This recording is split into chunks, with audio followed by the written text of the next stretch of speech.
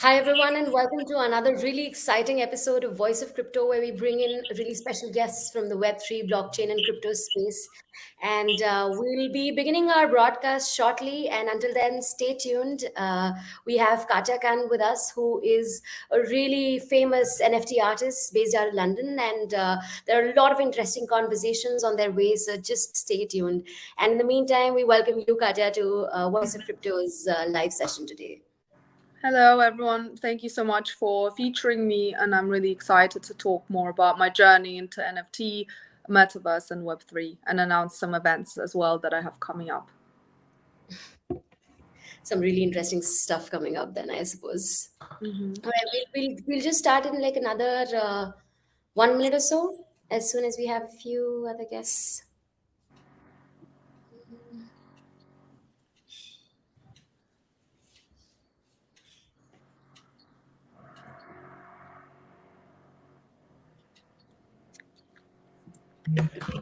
Katya, do you also want to go live from Instagram? Yes, definitely. Yeah. So could can you join from your own Instagram Yes. and I can, yeah? So, am I getting a request now if I go on the platform?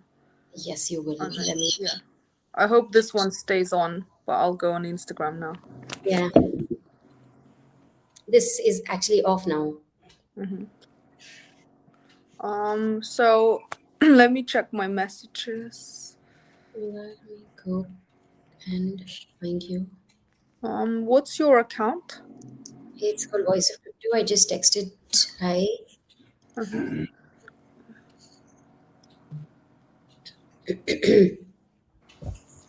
All right. Gonna go live now from our Instagram as well. Okay. So I'm on your story now. I haven't got a request yet, but I just joined your live stream, I guess, right? On Instagram. Yep, we Okay. just went live.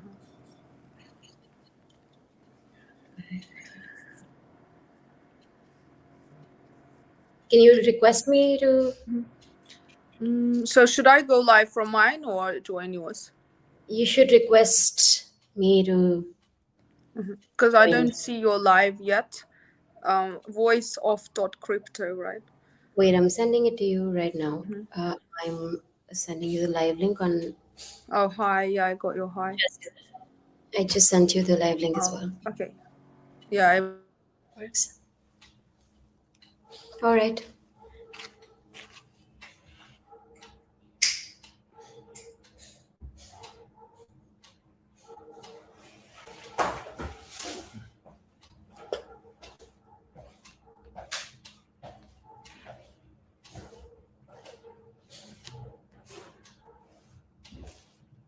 Hmm, I'm unable to sort of. I'm unable to go live with you for some reason. I'm trying to accept your request on Instagram and. Hmm, just a moment. Hi, everyone. For all the viewers waiting for us to start the session, we're just trying to go live on Instagram as well.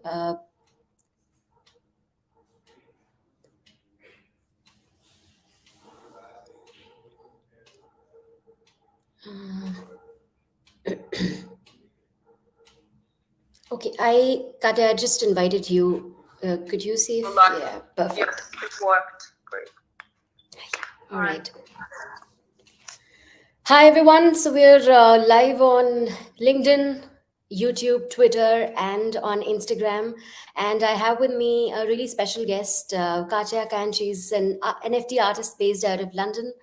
Hi, Katya. It's great to have you on Voice of Crypto's podcast, on Voice of Crypto's live session here today.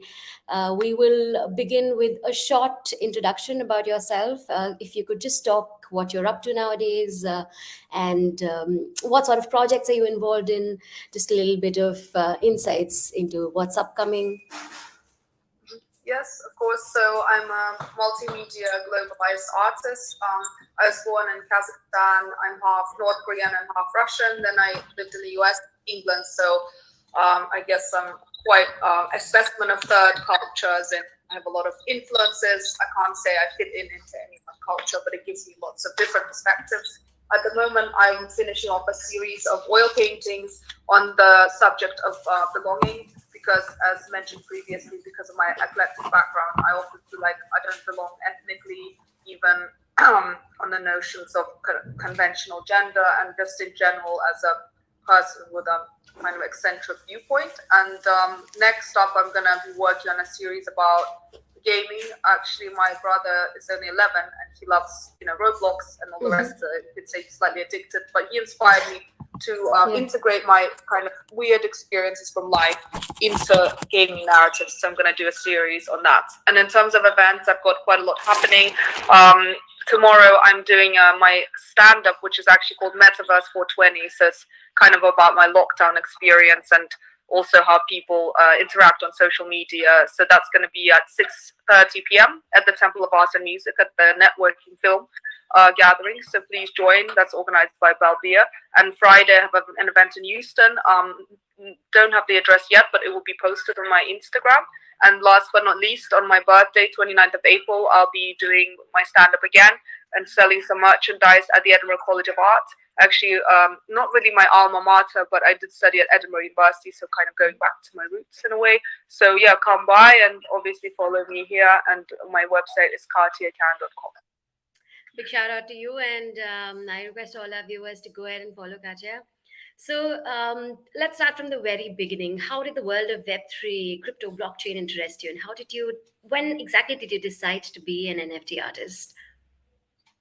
Well, I actually covered this in my speech at the Temple of Art and Music. I like to give a background story to everything and make it personal. So 5 years ago, or even six now, 2017, I stumbled upon an account on Instagram which claimed to be a proud feminist and lesbian, but then it turned out to be a guy. So you could say it was a bit of catfishing.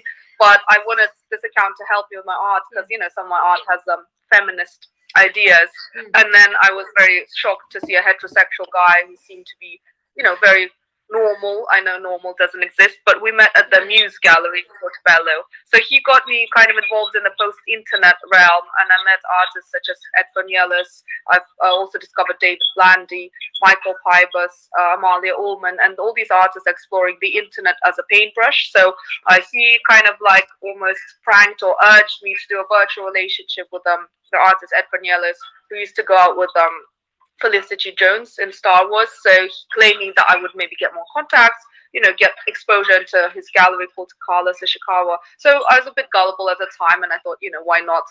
I'm a bit, outside the box. So I followed his advice, and then I did a really good video art piece called Younger Heart, which presents this virtual relationship in binary code and stop motion animation. So it's literally 300 frames of animation I drew, and it was shown as the ICA. But what I discovered through that is that, identity is very fluid, especially online. I mean, we all know that we can reinvent ourselves easily, but this group of people took it to very big lengths. And then I attended for Mr. Cornelis' talk at Elephant West about kind of blockchain NFT. And I did hear about this before, so it wasn't the first time, but because, I got a bit involved in this community of people in an indirect way, they were really kind of working with the internet. But then obviously I did my own research. Last year I attended a workshop at Magnum's in High Street Kensington with Sharper NFT or something, or blockchain Sharper. Basically,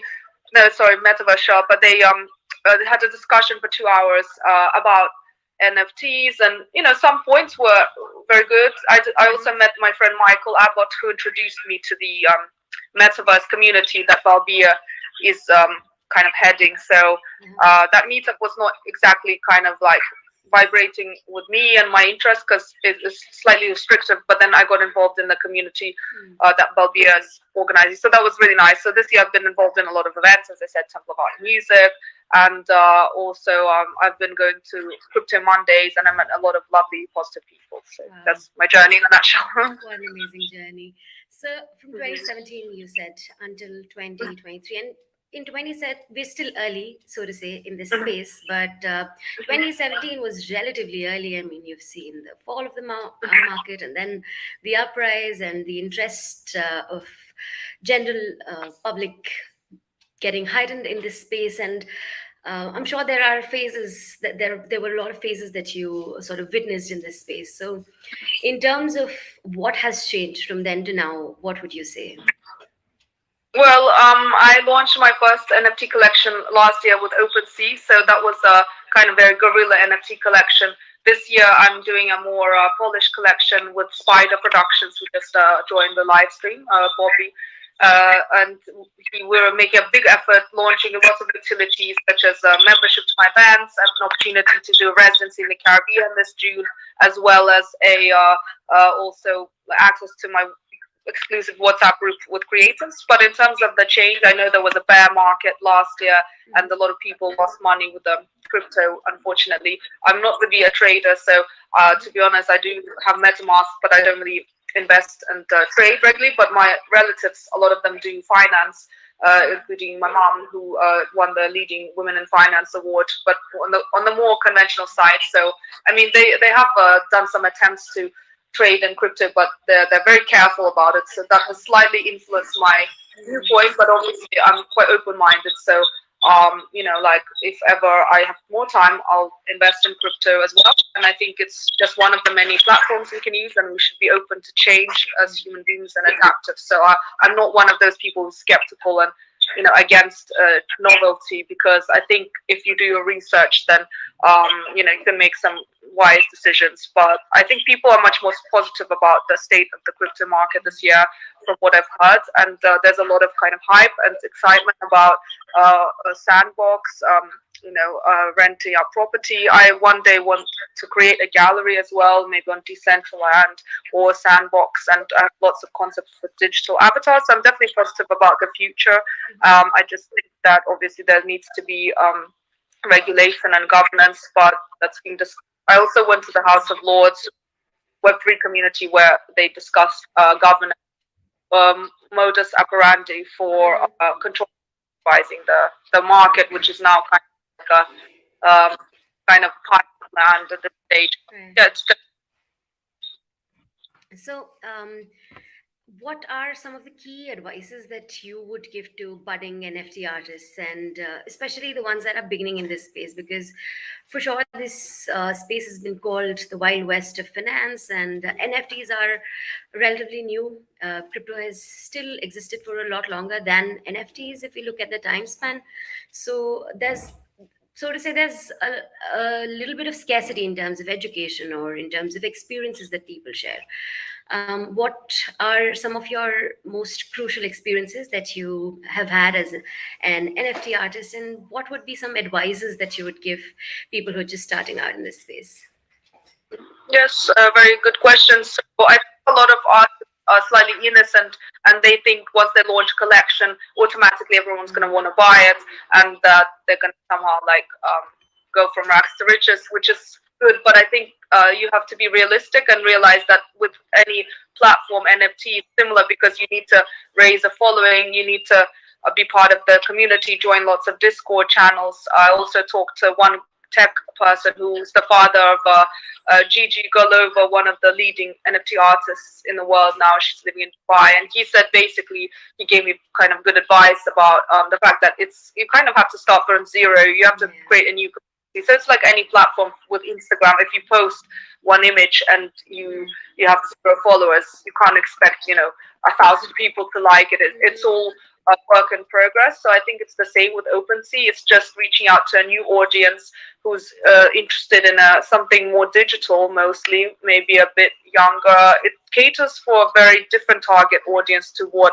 some another platform like Instagram and Twitter or Facebook cater for. So that's important to take in mind. I think it's good to do collaborations as well, as long as you do your due diligence about the validity of the company. Maybe meet the company or gallerist in person before you collaborate with them on the level of NFT, so you don't get scammed. Because I've heard some artists said they have to pay up front to be part of an NFT collaboration. I think that's a bit of a liability, because I think they already take a percentage usually off the sales of the blockchain, it's not really I wouldn't advise someone to pay upfront just to be part of an NFT collection. And also, like, before they say yes, to have a contract, a white paper, also go through the utilities carefully, plan what you think will work as a marketing strategy. There's so much kind of business and marketing involved that artists are not aware of, but I think it's good to do your research. So personally, I've been listening to a lot of YouTube videos in my spare time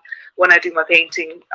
I guess I'm a bit geeky in that way, so I think to do research and not to be naive about this platform. But it doesn't mean, that you should be negative, but it's like anything, it takes a lot of preparation and time and knowledge. Of course. So, what have been some of the major roadblocks that you faced after taking up this career?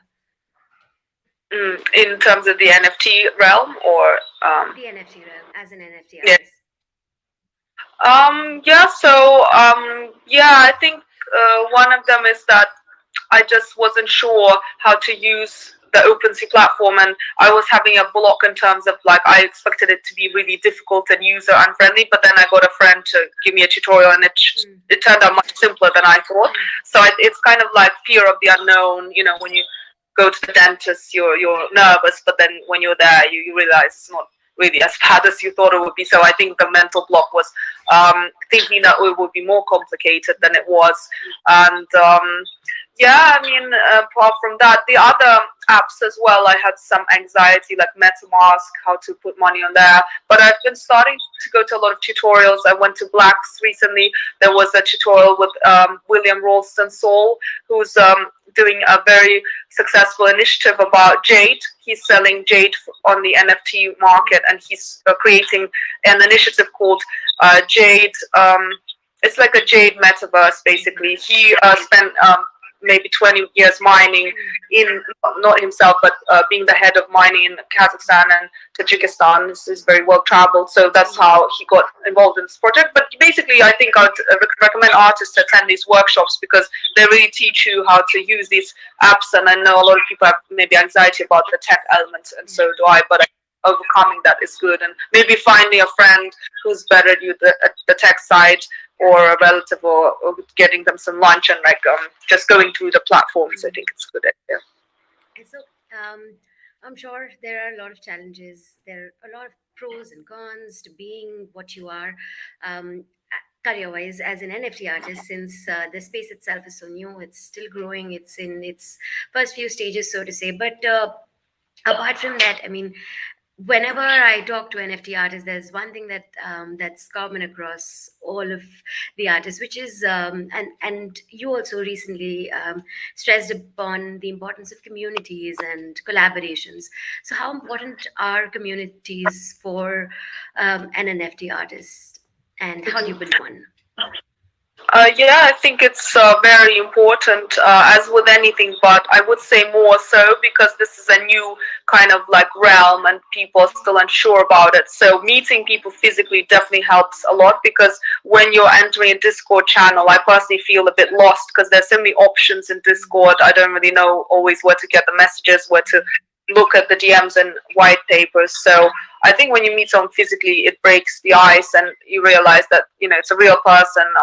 If you talk to them, they seem, credible. They're not trying to scam you. So having a face-to-face conversation, or even having a Zoom, because I'm doing another interview with Ivan Fedosiev on Friday, who's very into the Web3 community as well. So like having a Zoom definitely breaks the ice. And then once you establish personal contact, you have more exposure to the communities, such as, for instance, when I met Michael at the High Street Can meetup, which the atmosphere was, to be honest, not the most friendly and supportive.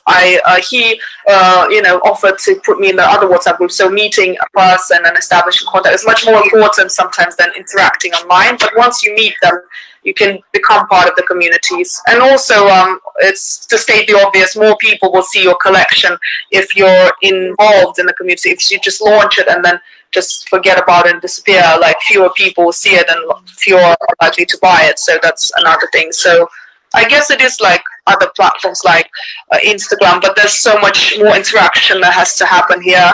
So just to give an example with my brother, he plays Roblox, and him and his friends are always on house party discussing what they play. So kind of like it's a continuation of gaming in a way. So although we're adults, we're kind of like in a good way, maybe regressing and becoming more childlike by starting to interact more in a playful fashion with people, rather than in Web 2, it's more like business interactions, less the interactions less 3D, this interactions more interactive and playful, I say.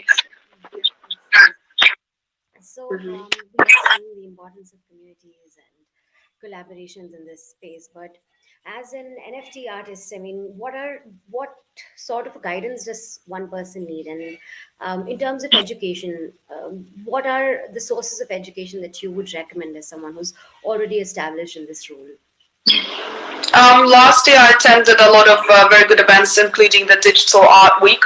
Even though they didn't have hands-on tutorials, I met, as I mentioned, the founder of Gigi Golova, who gave me some good advice. So kind of, once again, physical contact. Then I also went to NFT London. It was a meetup in a bar nearby, kind of slightly exclusive, but it was possible to get in. So meeting professionals in the field. I'm kind of OCD about my networking, so I get everyone's contacts. Then because I have so many events, I invite all of them. So just talking and forgetting about it probably is not as effective as really gathering the contacts, as you would with any networking event. Then I met an artist who had a blockchain boobs. She did this initiative, which was shown at Club Pedestal. So that was quite impressive. I met very leading NFT artists. Getting advice from them is important. And I was a bit worried that there's so much, very high profile, but then in the end, they were all very down to earth. This year, I'd recommend going to W Curates. I mean, it's ongoing, but I'm going to go quite soon because they have regular installations to get inspired if you have time. I think Voice of Crypto obviously organizes a lot of events, but also Crypto Mondays with Caitlin Afgor. They have very friendly meetups and they have speakers. So I would say that a lot of this is not necessarily relevant to art per se, but because you need to kind of broaden your awareness, it's good to just go to everything and then you can decide what's relevant, what's less relevant, and what's good to go. I'm quite a maximalist, so I just try to go to as many events as possible. But also, last but not least, the Temple of Art and Music has a regular networking event every month. So the next one's tomorrow, as I mentioned. So that's a good event for meeting more people and getting acquainted with the space. So I would recommend all these myriads of events. Yeah. So, are there any projects that you're really interested in at this moment? Maybe certain companies that are doing great stuff, or certain collections that you're really interested in or intrigued your interest, and if you would like to talk about them. Yeah, personally, I've been trying to launch this digital avatar project where you can recreate anyone's image and voice at the same time, kind of like the Chinese app My Idol, which isn't around anymore, unfortunately. But I have a presentation that is like a rough draft, and there was a rough prototype made, but unfortunately it doesn't quite work. So I'm very open to collaborating with people, and there's a budget for that as well. So I've been sending it to some members of the Web3 community, but I still haven't found the right programmers. So everyone's very welcome to get in touch on Instagram, or my email is misskatharinakan@gmail.com. I'll put it in the comments, and I'll send you the presentation if you're a programmer or coder. The other thing is, so I'm launching the collection with Spider, but as part of that, I'm going to probably paint some monkeys, kind of like Bored Apes, but they've got a different version of that. I mean, it's definitely not the same. It has some similarities, but it's obviously not the same project. But I'll be physically painting some kind of like monkeys which look very digital. And I also want to learn more about the program Blender, because I do know a bit of Maya animation because I studied in San Francisco Art Institute, but I need to refresh my knowledge. So I think that's also maybe one piece of advice, that because NFT is so digital, sometimes documenting 2D art is not as effective. So learning programs such as Blender and Maya and 4D cinema, if you can, is a great asset. Or I know Premiere, so Adobe Suite is obviously useful as well, but I'm going to try brush up my skills. And as I said, the gaming idea of using characters from real life and integrating them into gaming narratives, which are both personal and also gamers can actually relate to them. That's one of my interests, and Also, I've become inspired by going to all these events as well. So yeah, lots of projects happening. So, yeah. Sounds great. So, last year, I mean, we saw quite a bit of turmoil in the crypto space. Even if we look at the NFT space, the NFT trading volumes went down, and we can't deny that somewhere or the other, the general narrative that cryptocurrencies have also sort of impacts how NFT sales go, or how the narrative of NFTs run. And we saw that last year, in the last 2 quarters especially, where we saw the sales of NFTs sort of dwindling and trade volumes sort of not picking up. While this year we did see a bit of bump in the first quarter, there's still 3 quarters to go. And while a lot of people are pretty optimistic and the crypto market is heading in the right direction for us maximalists especially, so what are your biggest expectations from this year, from the NFT space? Do you think that we will have a more bearish or a more bullish year?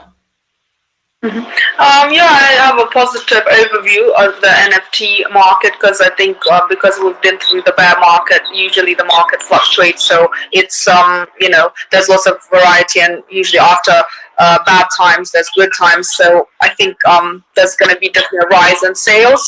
Also, more artists are joining the platform, so it might mean that there's more competition. But I think, as with the rest of the art world, there'll be kind of like an elite of very successful artists who sell for a lot, and then the others kind of who are more emerging. So the fact that they're more emerging does not necessarily affect the market as a whole, but I just think it probably creates more competition in the emerging realm. But in the kind of elite, big sales realm, I think it's going to be kind of the same. So I actually find that the crypto world mirrors the algorithms of the mainstream market sometimes, because I think a lot of the time people try to detach the two, but I personally believe that because we're humans and psychology is inherently universal and similar, I don't think we should always separate the two too much, because they're interrelated. And obviously NFT is interrelated with the more like the conventional financial markets, the world resources, what's happening in the world on a wider level. So I think we should be aware of that as well. Makes a lot of sense. We're almost heading towards the end of our session. A really decent session, an amazing session with you. But do you have any final closing thoughts before that? Also, you were talking about some really exciting projects that you're working on currently, and some tidbits about what is going on and what you're going to release. If you can give our viewers certain insights about that, it would be great. Yeah, so as mentioned before, definitely I really want to welcome everyone to the Temple of Arts and Music tomorrow. It's in Farringdon in London, and that's going to take place from 6 p.m., but come a bit early. We've got lots of exciting speakers. So my metaverse stand-up is about my lockdown experience. It's very personal, but at the same time, it touches upon the issues of elitism, racism, also being from a very educated, privileged background and feeling the pressure to succeed, and how individuals kind of crumble or adapt to that pressure, especially in a metropolis like London. So it does touch upon very universal themes everyone can relate to, with experimental projections and accent imitations. So it's not really like a generic stand-up, it's very art performance. And then also, Friday I have an event with the same stand-up, and as I said, 29th of April in Edinburgh College of Art. The other thing is, I definitely please get in touch if you're a programmer or coder to cooperate on my digital avatar project, which I mentioned, called Iskra, named after my grandmother. And my studio is in High Street, Kensington. If anyone ever wants to pass by, write me a DM. And and also I actually was wondering, for those who don't join this live stream, is there going to be a recording of it that I can share? Because I definitely want to share it amongst the groups as well. Pretty sure that there is that we could record this, but I will let you know. And if I do have the recording, I will share it across. And for all our viewers who were unable to attend this due to some reason or were late, I'm sure that we do have an audio recording on Twitter Live Spaces that I can share with all of them and you, of course. And finally, this has been a really great session. Some very beautiful insights shared by you. And I would request all our viewers to go ahead and follow Katya and Voice of Crypto. And big shout out to you, Katya, for joining us today. And I wish you all the very best for your stand up that's happening this week. And I would urge everyone present to go ahead and visit Katya's gallery and go check out her stand up this week. Yeah, and also just a final word about my new collection. So we're launching it with Spider Productions. As I said, there'll be a very unique list of facilities. So there'll be one physical work offered per per edition. So I don't remember how many there'll be, but maybe like 500 digital editions, and the opportunity to buy the physical work would one of them. And we're launching utilities such as a chance, an opportunity to go to the Caribbean this June, where actually the Pirates of the Caribbean with Johnny Depp was filmed as a creative residency. Also have free membership to my events for a year, and my creative WhatsApp group, which has 400 very high profile individuals in the creative industry. So please watch the space for that. I will put a link to it in my bio. And also my website is just katyakan.com, like the Instagram. So yeah, stay in touch, and thank you so much for joining. I'm sure there's more I could say, but we'll leave it for another time. Thank you so much for joining our live session today. And I will definitely get back to you with another session and the request for another session. And we would probably post that on YouTube or record another live session via Zoom. So watch out this space and watch out for the amazing work that Katya is going to be doing and has done. And once again, big shout out to you. Would request all our viewers and listeners on LinkedIn, YouTube, Twitter, and Instagram to please go ahead and follow Katya and check out her work on her website. Um, she has mentioned her website, but I will just reiterate that for our viewers on LinkedIn, YouTube, and other platforms. It is Katya Kan, KATYAKAN at .com. That is it, right? Yeah. Yep. Yeah, Thank you and then so I much. put my email for the collaboration. So yeah, they have my email. If they're a programmer or coder developer, please get in touch as well. I'm just gonna put I'm not putting a link for the OpenSea yet because it hasn't been launched, but I'm just putting the name of the organization I'm collaborating. Just a sec. Yeah, and I mean, I'll just put the event as well since I'm typing. Yeah, please go ahead. That's 6. Yeah, Houston, I'll publish more details later. This Friday. And also, Katya's email address is miss.katerina, katerina.can@gmail.com. So go ahead and hit her up with whatever crazy ideas you might have, and I'm sure that she'll be there to listen to them.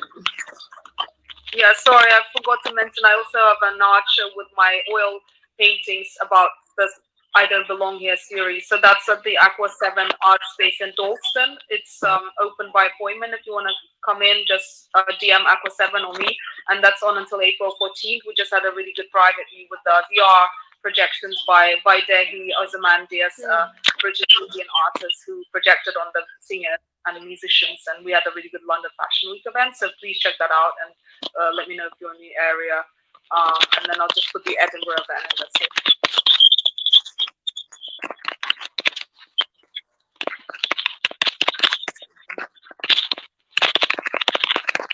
Okay, I think that should be it. Yes, thank you so much for all this information. And I once again urge everyone to go ahead and check all of these spaces out and keep a very close eye on Katya's work because she's coming up with a lot of exciting and intriguing stuff. So go ahead, follow her, go ahead, follow Voice of Crypto, and have Katya again for another amazing episode. So see you then. And thank you so much, Katya, for joining us today. Thanks. Bye.